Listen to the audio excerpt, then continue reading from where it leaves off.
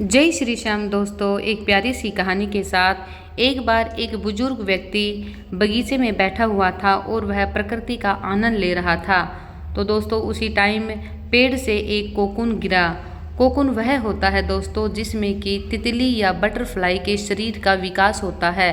वह उसके शरीर के विकास के लिए बहुत ज़रूरी होता है। तो वह व्यक्ति घंटों वहाँ बगीचे में बैठा रहा और उस कोकून को देखता रहा।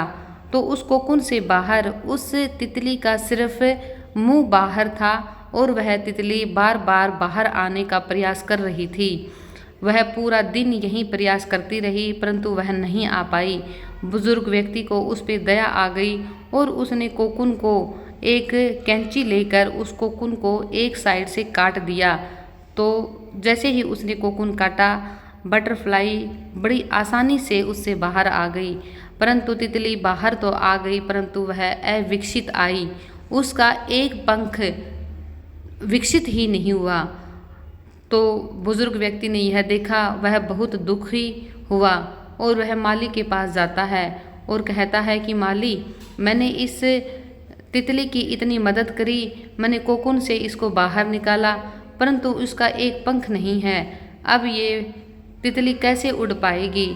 तब माली ने कहा कि भाई आपने यह गलत किया।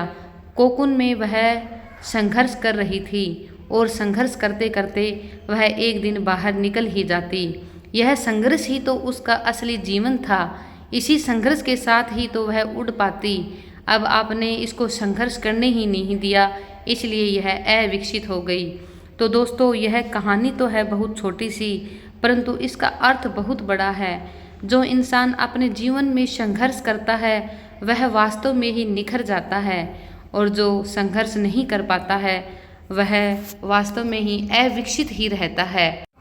बुजुर्ग व्यक्ति ने तितली के संघर्ष को ही समाप्त कर दिया था और ऐसा करके उसने तितली का जीवन हमेशा के लिए बर्बाद कर दिया। अब तितली कभी नहीं उड़ पाएगी। इसलिए संघर्ष हमारी ताकत को बढ़ाता है। हमारे बच्चे भी तितली की ही तरह हैं। उनके जीवन में आए संघर्षों को आप सिर्फ देखें लेकिन उन संघर्षों को समाप्त ना करें, वरना यह आपके बच्चों के संघर्ष करने की अक्षमता को ही ख़त्म कर देगा और वो जीवन में कभी कुछ नहीं कर पाएंगे। लेकिन माता पिता हमेशा यही करते हैं कि अपने बच्चों को संघर्ष करने ही नहीं देते बल्कि हमेशा उनके आगे खड़े रहते हैं, जिससे बच्चा कभी कुछ सीख ही नहीं पाता और बच्चा विकसित भी नहीं हो पाता।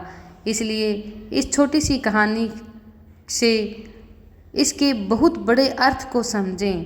अपने जीवन में संघर्ष इसलिए आ रहे हैं ताकि आप पूर्ण विकसित होके तितली की तरह एक सुंदर जीवन जिएं, उड़ पाएं।